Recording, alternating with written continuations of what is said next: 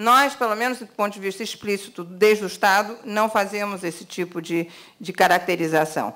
Isso não quer dizer, e com isso eu termino, isso não quer dizer que não exista um território imenso e que já está sendo explorado por esses países, junto com outros, de um trabalho efetivo de cooperação.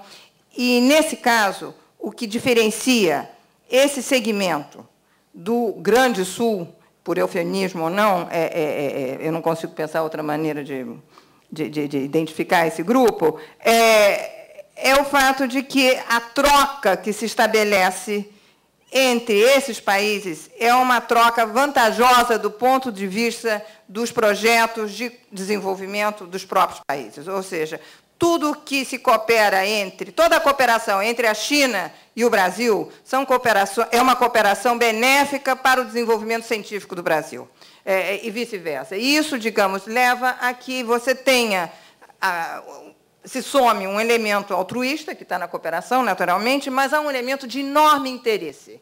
E isso faz uma diferença muito grande e cria, portanto, uma diferenciação nova dentro da cooperação Sul-Sul. Mas eu vou deixar por aí. Bem, o que eu vou dizer leva um instantinho só. Basicamente, eu vou fazer a crítica à desordem internacional um pouco. Dá a impressão que eu sou nostálgico da ordem anterior. Não. A ordem anterior não era boa. Ela tinha dois alicerces. Ela era baseada em certa disciplina ideológica, um mundo dividido em campos, o que não é bom, gerava um rigor, uma falta de liberdade muito desagradável. Portanto, de certa maneira, na nossa situação de hoje, há uma liberdade de ser e agir que não havia, pela ausência hoje de parâmetros que controlem o comportamento ideológico dos atores. Segundo, era o componente militar. Acompanhando a ideologia, vinham as alianças militares. Então, havia uma certa disciplina e previsibilidade, porque se estava dentro de uma camisa de força militar ideológica. O que não são coisas de qual eu seja, de alguma maneira, nostálgico. O próprio subdesenvolvimento gerava uma ideologia. O subdesenvolvimento não era uma circunstância, era uma maneira de ser, uma maneira de ver o mundo. O não alinhamento expressava uma certa visão, se quiser, não inteiramente homogênea, mas representa. Então, o que nós estamos vendo hoje é uma ausência de qualquer norma aglutinadora desses muitos atores. Há ainda um substrato comum, mas não há mais como mobilizá-los em nome de uma aliança militar, de uma aliança ideológica ou de uma circunstância econômica. As palavras perderam essa capacidade de organizar o poder e de mobilizá-lo. Portanto, eu acho que tudo que foi dito aqui é verdade. Nós estamos agora numa fase em que há potencialidades de criação, uma tal variabilidade e permuta de associações que quase tudo é possível.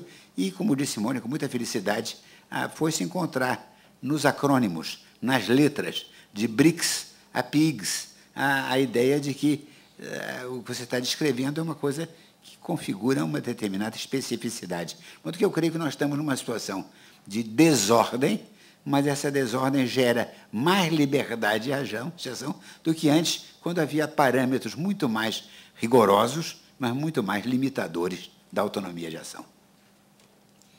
Embaixador, abrimos a palavra para as perguntas do público.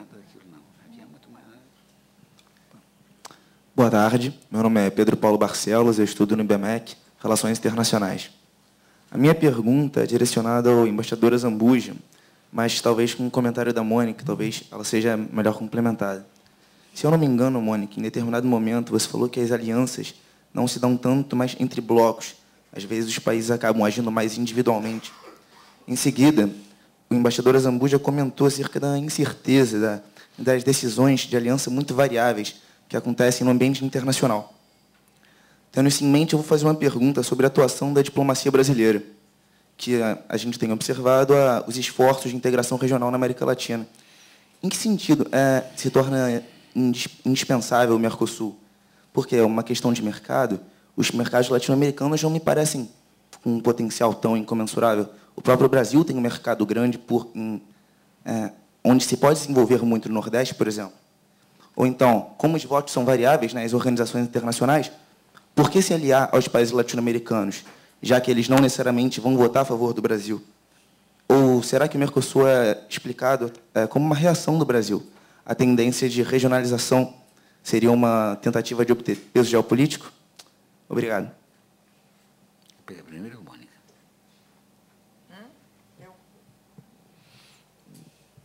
Olha, tem uma ideia que não é minha, não, eu acho que é até do embaixador.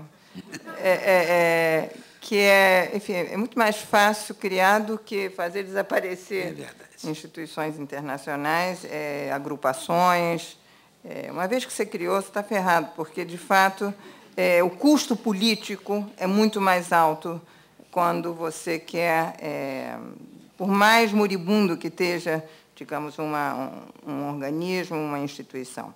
Eu estou procurando aqui, mas é óbvio que eu não vou achar os dados, porque é fato, né? Quer dizer, se nós pensamos na América do Sul e no Mercosul, que o peso relativo do Mercosul para o comércio internacional do Brasil, nesse momento, se reduziu e compete com outros. Se bem que é interessante, porque e isso é um elemento importante, digamos, que nós devemos reconhecer que essa etapa da política externa do Brasil, sob o governo Lula, conseguiu diversificar enormemente mercado, em termos tanto de exportação como de importação, desviando o comércio com o norte, né, e aumentando de uma maneira representativa. Obviamente, a China tem um papel importante, mas o resto do Sul também ganhou uma importância que não tinha anteriormente. E a América Latina,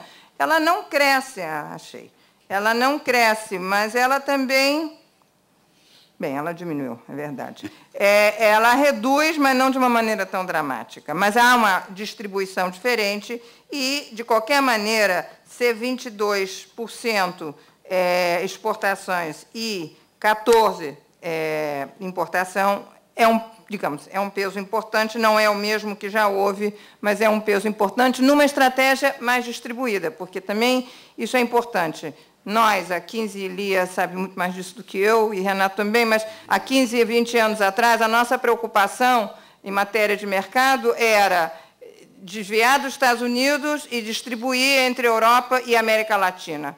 Agora, digamos, a estratégia é muito mais ampla do ponto de vista da distribuição e aonde, obviamente, a região tenderá também a se reduzir. O que é dramático na região, na minha maneira de ver, e com os parceiros do Mercosul em particular, mas não somente, não é a questão do comércio, é a questão das assimetrias. O grande problema que nós temos na região não tem a ver, hoje em dia, com comércio, tem a ver com produção e tem a ver com a possibilidade de conseguir, e com a vontade política, porque essa vontade política eu acho que ela está contida, de fato, com a vontade política realmente de criar um processo produtivo mais integrado, como foi descrito hoje de manhã existente em relação à Ásia, e da China em relação aos seus parceiros. Sem Mercosul, sem nenhum tipo de associação econômica mais formalizado, né? Então, quer dizer, eu acho que a coisa poderia ser vista mais ou menos por aí, seria isso. Olha, eu vou dizer uma coisa, de novo, breve. Quando eu não sei a quem atribuir alguma coisa, eu atribuo ou a um sábio chinês, ou a um provérbio russo, ou a Napoleão Bonaparte. Mas cobre quase todas as circunstâncias. No caso, Napoleão dizia que os povos têm de fazer a política da sua geografia. A frase é verdadeira. O Mercosul tem de sobreviver porque ele é uma expressão coerente da geografia. E, sobretudo, de uma geografia de uma bacia hidrográfica, que é talvez uma das metáforas melhores para a integração. Os rios, por definição, aproximam, levam ao lugar. Da mesma maneira que o Pacto Andino tem a contradição das montanhas, nada é mais obstáculo que uma cadeia de montanhas. Nada é mais via de acesso que um rio. Portanto, a bacia do Prato tem mais naturalidade que a Cordilheira dos Andes, com o processo de aproximação.